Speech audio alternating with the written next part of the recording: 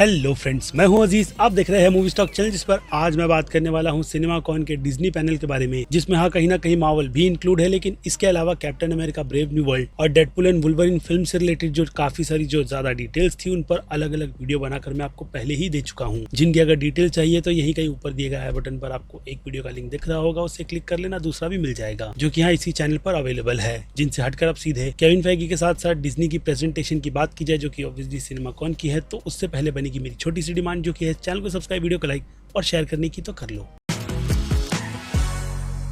So friends, तो देखा जाए तो सिनेमा कॉन के इवेंट में जल्दी पिक्चर क्लिक करने का मौका दिया ही नहीं जाता, या फिर कहूँ पूरी तरीके से उसे रिस्ट्रिक्टेड ही रखा जाता है कि वहां पर फोन्स कुछ भी अलाउड नहीं है, जिसकी डिटेल बाद में जो कोई भी शख्स वहां पर बैठा हुआ होता है वो आकर के रिवील करता है, और फिर वेबसाइट उसे छाप करके हम ऑडियंस को बताती है कि उस सिनेमा कॉन के इवेंट में क्या क्या चीजों के ट्रेलर और फिल्में दिखाई गई थी। लेकिन डिज्नी वालों को मार्केटिंग पता है, या फिर कहो उनकी जिस तरीके की दुर्दशा चल रही है अपने पूरे स्टूडियो को लेकर के, उससे हट करके उन्होंने यही सोचा बाकी दूसरे स्टूडियोज की नजर में, क्योंकि बाकी दूसरे स्टूडियोज की तरफ से किसी भी तरीके की डिटेल फोटो क्लिक करके रिवील नहीं की गई, जितनी ज्यादा डिटेल्स को डिज्नी वालों ने रिकॉर्ड करने के साथ साथ फोटो क्लिक करने की परमिशन देकर किया है। लेकिन फिर भी कुछ फुटेजेस बिल्कुल भी लीक नहीं की गई, जो कि ऑब्वियसली वहां पर रिकॉर्ड करना मना था। जिसकी अब सीधे शुरुआत पर बढ़े तो kingdom of the planets of the apps film की क्लिप्स को दिखा करके वहां पर यह बताया गया कि ये फिल्म कितनी ज्यादा ग्रैंड और रिच है, जो लग भी रही है, जिस बात की कंफर्मेशन वहां पर बैठे हुए लोगों ने दिया है, यानी कि क्रिटिक्स और सारी की सारी जो बड़ी बड़ी वेबसाइट्स हैं, उनके आर्टिकल में इस फिल्म की उस एक्सक्लूसिव क्लिप की बातों को साफ साफ बता दिया गया है, जहां पर सारे एप मिलकर के शिकार कर रहे हैं अंडे का,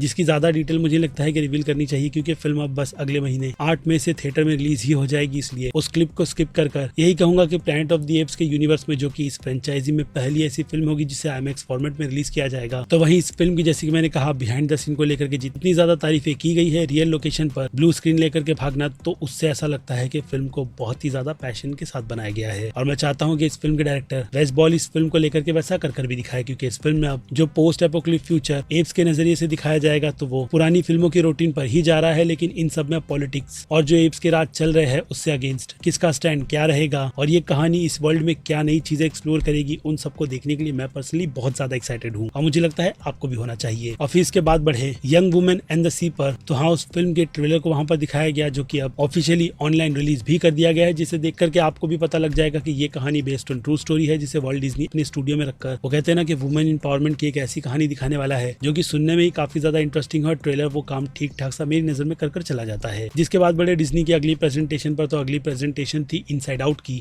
उसके सीक्वल की, जिसकी ऑलमोस्ट शायद से आधे घंटे की क्लिप वहां पर दिखा करके सबका काट दिया गया, जो कि मेरी नजर में बुरा इसलिए है क्योंकि अगर तुमने आधे घंटे की क्लिप दिखाई है तो पूरी फिल्म दिखाने में तुम्हारा जा क्या रहा था, ऐसा मेरा मानना है। और फिर उसके बाद इस फिल्म से रिलेटेड भी कई सारी बातें की गई कि कैसे उन्होंने इस आईडी को क्रैक करके इनसाइड आउट के यूनिवर्स में एक अच्छी खासी कहानी बना दी है, जो कि उस आधे घंटे को दिखा करके जो लोगों का कहना है वो इसी तरीके का है कि फिल्म वापस से अपने पुराने रूट पर अच्छी तरीके से आगे बढ़ रही है, जो पता तो ऑब्वियसली अब 14 जून को ही चलेगा। जिसके बाद आ जाए एलियन रोमिलस पर, तो इस फिल्म की कमाल की नई क्लिप को दिखाया गया, या फिर कहूँ शुरुआत की फिल्म की क्लिप दिखाई गई, जिसमें एलियन लोगों पर किस तरीके से अलग एंगल से हमला कर रहे हैं, और इस बार ह्यूमन के पास एक ऐसी एक्सरे लाइट भी है जिससे वो लोग सीधे इंसान पर पॉइंट आउट करके वो लोग ये देख सकते हैं कि एलियन उनकी बॉडी में कहाँ है और अब आगे क्या करने वाला है, जो सुनने में ही काफी ज्यादा कूल लगता है, क्योंकि इसके अलावा उसमें उस क्लिप में काफी ज्यादा खून खराबा दिखाया गया और अच्छा खासा एक एक्शन सीक्वेंस भी, जो कि अगर आपने एलियन फिल्म की पूरी फ्रेंचाइजी देखी होगी तो आपको पता होगा कि जब भी किसी एलियन को पैदा होना होता है तो उनकी वो जद्दोजहद इंसान तक पहुंचने की कैसी होती है, जो पता लगाने के लिए हमें 16 अगस्त का वेट करना होगा। क्योंकि देखा जाए तो पहले इस फिल्म को पूरी तरीके से हुलू के लिए बनाया गया था, लेकिन जब इस फिल्म के कंटेंट को देखा गया, या फिर कहूँ ब्रेव फिल्म की काफी अच्छी पॉपुलैरिटी को, तो उसे ही ध्यान में रखकर इस फिल्म को भी सीधे सीधे OTT से हटा करके थिएटर में रिलीज करने का डिसीजन ले लिया गया। बाकी इसके छोटे से टीजर ने अच्छा खासा जो इंप्रेशन डाला है, उसे तो पहले ही मैं इस फिल्म से खुद को कनेक्ट कर चुका हूँ, बाकी बस फिल्म रिलीज कर दे,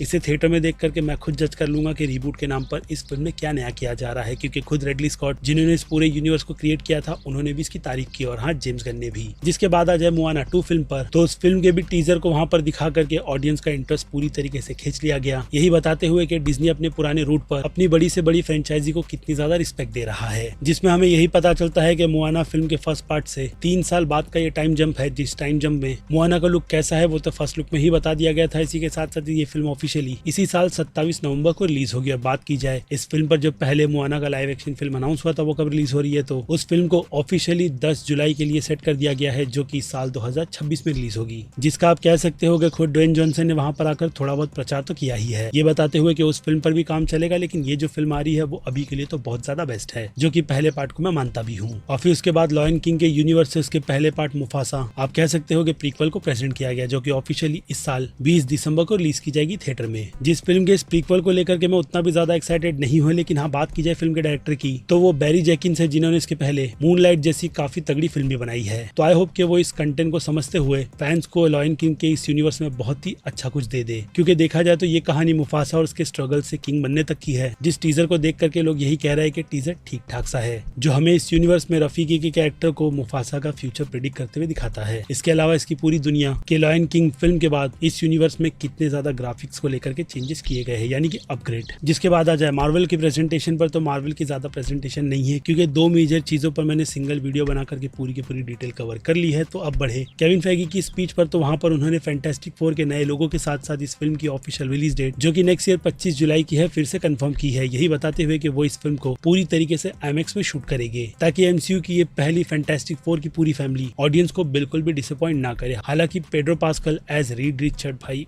बात कुछ जब नहीं रही, जिसमें देखते हैं कि ये फिल्म कुछ अलग क्या करती है, क्योंकि इससे भी रिलेटेड सारी की सारी डिटेल को मैं पहले ही कवर कर चुका हूँ, चैनल पर वीडियो अवेलेबल है, देख लेना। जिसके बाद आ जाए थंडरबोल्ट्स पर, तो इस फिल्म को लेकर के जो नया लोगो है वो रिवील किया गया, जो कि मुझे अपग्रेड नहीं डाउनग्रेड लगता है। लेकिन केविन फेगी की बात सुनने के बाद मैं थोड़ा सा कन्विंस हो गया कि इस फिल्म का लोगो इस तरीके का क्यों है, लास्ट में वो एस्ट्रिक्स कह लो या स्टार क्यों लगाया गया है, उस पर आएंगे। लेकिन पहले बात कर लेते हैं इस फिल्म की ऑफिशियल रिलीज की, जो कि ऑफिशियली नेक्स्ट ईयर 5 मई को रिलीज होगी। यानी इस फिल्म और फैंटास्टिक फोर के बीच ज्यादा गैप नहीं होगा, जिस बीच MCU अपनी एक से एक फिल्मों को रिलीज कर अच्छे से अच्छे पैसे छापना चाहता है, क्योंकि नेक्स्ट ईयर तो मार्वल अपने कंटेंट को लेकर के रूल ही करने वाला है, ऐसा मुझे लगता है, जिसकी शुरुआत डेडपूल एंड वुल्वरीन फिल्म करेगी। क्योंकि अब आ जाए केविन फेगी की उस स्टार वाली इन्फॉर्मेशन पर, तो उन्होंने ये बात रिवील की है कि इस फिल्म का पूरा टाइटल वो फिलहाल तो अभी नहीं बताएंगे, जो कि एक हिसाब से बहुत ही बड़ा स्पॉइलर है, और हो सकता है कि ये डिटेल हमें डेडपूल एंड वुल्वरीन फिल्म में मिल जाए, क्योंकि अगर तब तक इस टाइटल को कंफर्म ही नहीं किया जाएगा तो फिर हमारे लिए कंफ्यूजन ही रहेगी कि शायद वो टाइटल थंडरबोल्ट फिल्म को खत्म करने के बाद दिया जाएगा, जो कि कहा जा रहा है कि डार्क अवेंजर का है। लेकिन अब उस बात में कितनी सच्चाई है उसकी डिटेल तो मेरे पास नहीं है। लेकिन खैर, डिज्नी की इस प्रेजेंटेशन को लेकर के अब आपकी क्या राय बनती है वो आप मुझे कमेंट में लिखकर बताइएगा। जिसमें हाँ, मैं आपको बताना भूल गया कि थंडरबोल्ट की सिचुएशन भी स्क्रिप्टिंग से लेकर के प्रोडक्शन तक की बिल्कुल captain America brave new world की तरह थी, जिसके एक अच्छी स्क्रिप्ट को लेकर के इस फिल्म की कहानी को आगे बढ़ाया जा रहा है। तभी इस फिल्म के टाइटल में चेंजेस किया गया है, क्योंकि कहानी उन कैरेक्टर्स और कई सारी चीजों को चेंज करने के बाद पूरी तरीके से बदल चुकी है। लेकिन सेंट्री का कैरेक्टर होगा, ये बात अभी भी कई लोग कंफर्म कर बता रहे हैं, जिन सब पर अब आपकी राय बनती है, जो आप कमेंट में लिख करके बता देना। बाकी मैं हूँ Aziz, movie stock channel like share और सब्सक्राइब भूलना मत। मिलूंगा जल्दी दूसरी किसी वीडियो में। Till then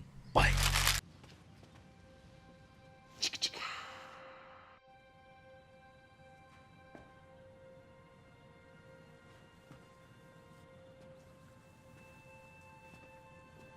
You're still here.